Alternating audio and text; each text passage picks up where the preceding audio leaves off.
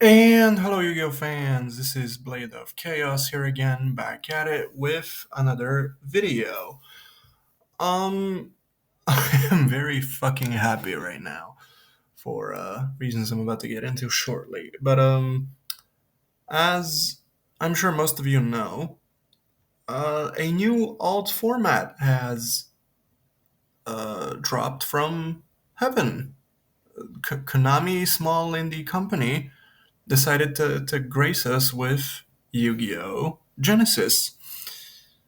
Spelled kind of weird, but yeah, Yu-Gi-Oh! Genesis, a new era of booming, Yu-Gi booming, Yu-Gi boomerang, and with a reasonable modern flair, is upon us apparently, and I couldn't be more excited.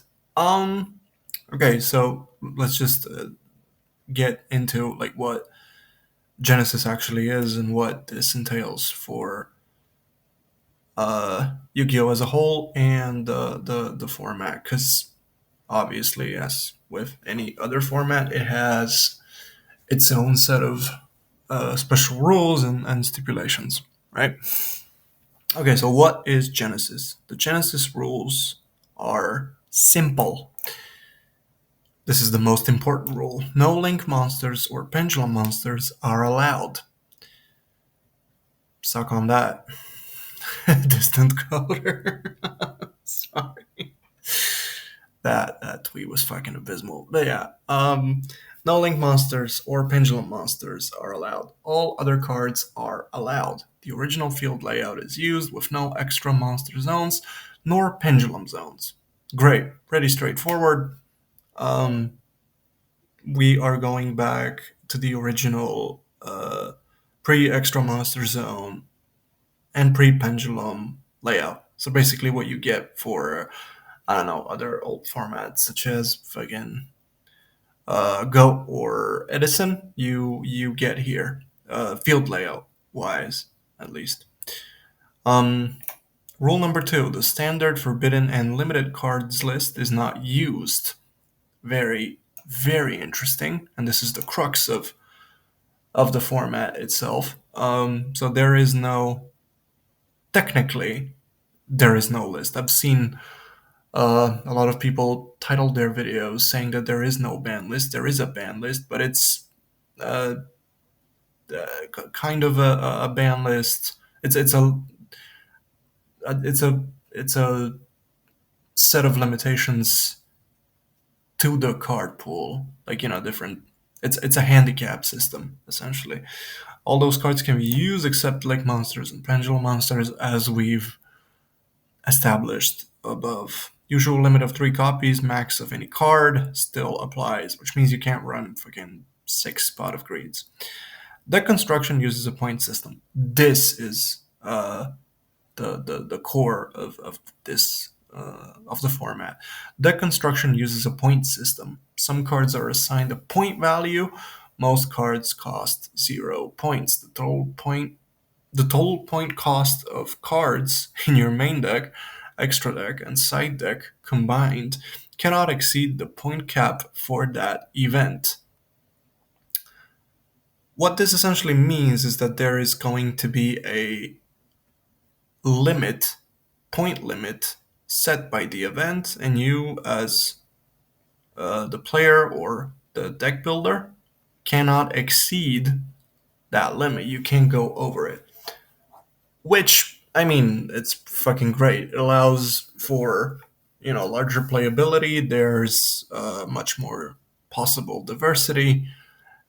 Um, you can't really overpower your deck. There's like a yeah, there's like a clear border you can't really go through, right?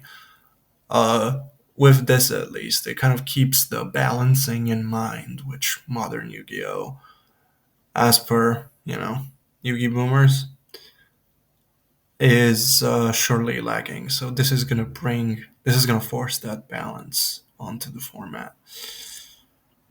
Uh, some cards are assigned a point value. Most cards cost 0 points though. The total point cost of cards in your main deck, extra deck, inside the combined cannot exceed the point cap for that event, which also means that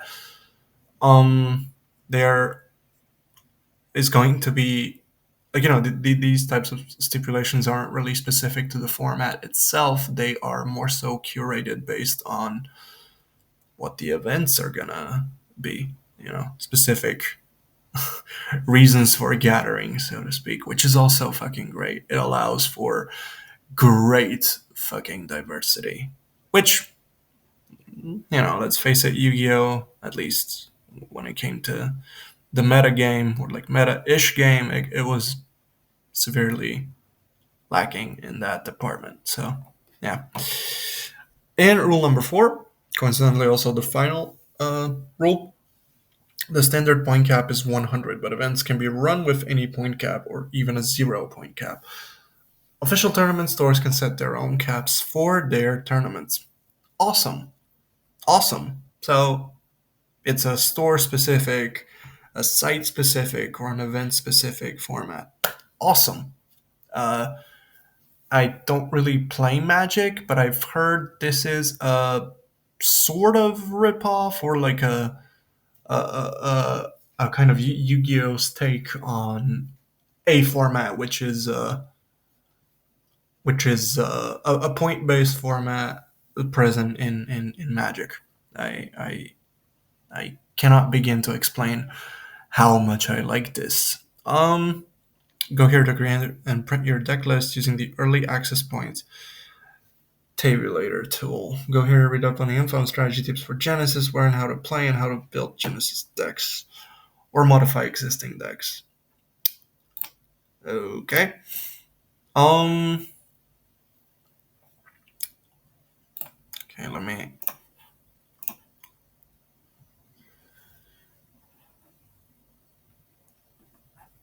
Okay. Mm.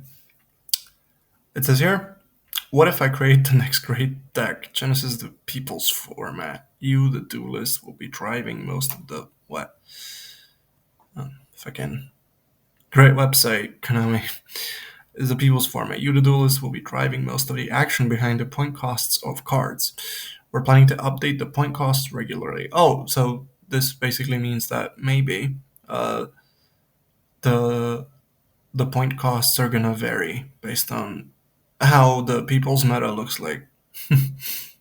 With your own unique strategies, spam of designing and testing, it should be one of the greatest moments of your dueling career, but there's a nagging voice in the back of your head saying, quote, is my deck about to be costed out of existence? The short answer is no. A singular breakout performance for new strategy isn't going to immediately lead to all key cards winding up with points assigned to them. If the deck gains traction amongst duelists, and more players pick it up, and it's stuffing the top tables in the next few big events, that's something for us to look at. Certain cards will probably start getting point costs, but that's because everybody's playing them, not because you played them. But isn't this the exact word? Konami, come on. It doesn't gain traction. This is just a genius, and it doesn't comprehend the deck you built. Okay, whatever. Sounds cool. Let's look at the point the point table thing. Okay, so you can, assuming the standard cap is 100, you can only run, if you enter like a 100 point cap event, you can only run one Abyss Dweller, and that's it for this table for you, right? Because you've used up all of the caps for a single Abyss Dweller. I'm assuming this is referring to singles, right? So like one copy of Abyss Dweller is going to cost you all of the points if it's a 100 cap event. Okay, Angel 07, Arcana stuff, Artifact, Assault Synchron, Astral Karibo. Da, da, da, da, da. Some Blackwing stuff, Book of Eclipse, Book of Moon. Book of Moon's at 7, which is nice. Uh, Brilliant Fusion. Brilliant Fusion's at 33, so I assume Gem Knights are gonna be. Wait, let me see. Uh, Gem Knight. Gem Knight Master Diamond is at 5. Okay, so not really.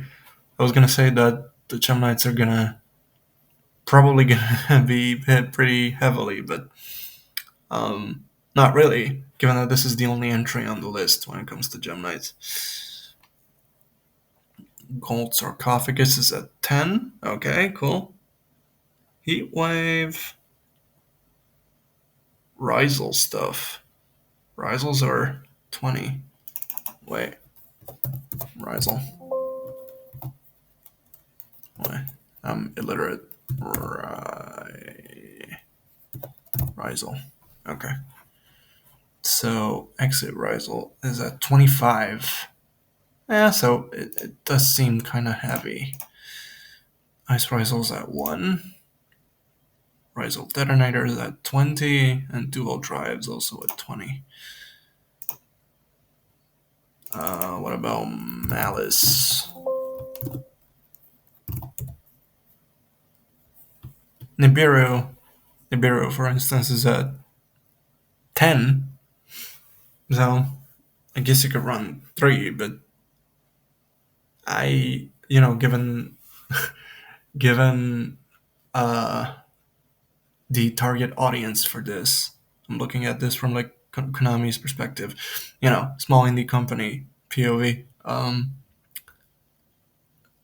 There's not gonna be. I mean, there's obviously gonna be like a use for Nibiru, but it's not. I would assume that at least for like the first rounds of the format, people are not gonna be playing Nibiru as much because the high spamming shit is not gonna be as popular. I would assume, but we'll see. I might be totally wrong on this, and people just adapt linkless and pendulumless modern modern decks. Um, what about e-heroes? Destroyer Phoenix Enforcers at 20, Plasma's at 20, that's also a hit. Hold on. Okay, Stratos is at 7. Kinda. Dark Claw's at 70, wow. So, no masked heroes? Okay, cool. It's nice. What else? El Shaddolls. Sure. Um, Heavy Storm. Heavy's at 25. Okay. What about Feather? Feather. Feather. Harvey's Feather Duster. It's at 100. No, wait. Feather Duster's at 33. Feather Storm is at 100. Okay. I don't know what else. Raigeki? Raigeki's at 5. Okay. Whatever. What about Red Eyes? Dragoon's at 100 as well. So no Necrogoon stuff. Feel like I've seen Necro Valley. Yeah. Necro Valley's at 100. So Necrogoon's not going to be viable. It's going to be really, really interesting to see what people come up with. 141 is at 91, dude. Pink's not going to like this one. Yeah, we'll see. We'll see what comes out of this. But I'm really fucking happy. Let's see. Ash Blossom enjoys spring. 15. Yeah, assuming I'm right in thinking that this only counts singular copies, it's gonna stack up if you play free. What about Veiler? Effect Veiler? 33. Okay. I don't know, fucking Gores? Gores isn't hit like at all. Crow? not at all. Okay, cool. Uh, Tier limit 33, 50. Okay, so I would assume no tiers, or at least power crypt and kind of more experimental tiers are OTW. I don't know. We'll see. Trap tricks stuff. Dachshund is at 94. So hell yeah, I guess. I don't know. Yeah, it's gonna be it's gonna be really fun to see what happens with this.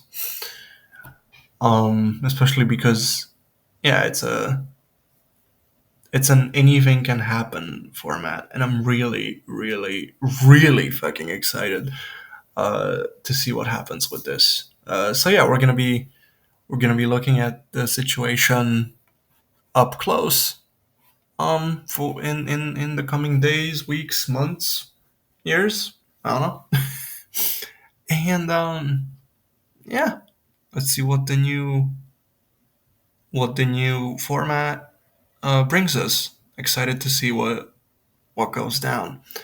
Thank you all for watching. This was just a quick video to inform you guys with what's going on and to kind of just look at the thing myself now that I have time. I was actually out with some of my buddies when the news dropped, so I didn't have the time to actually sit down and look at what was going on. But yeah, fun times ahead. I cannot believe I'm saying this about Yu-Gi-Oh! And fucking the Year of Our Lord 2025. Hell yeah. Um, this has been Blade of Chaos, signing out. Peace out, people. Thank you for watching.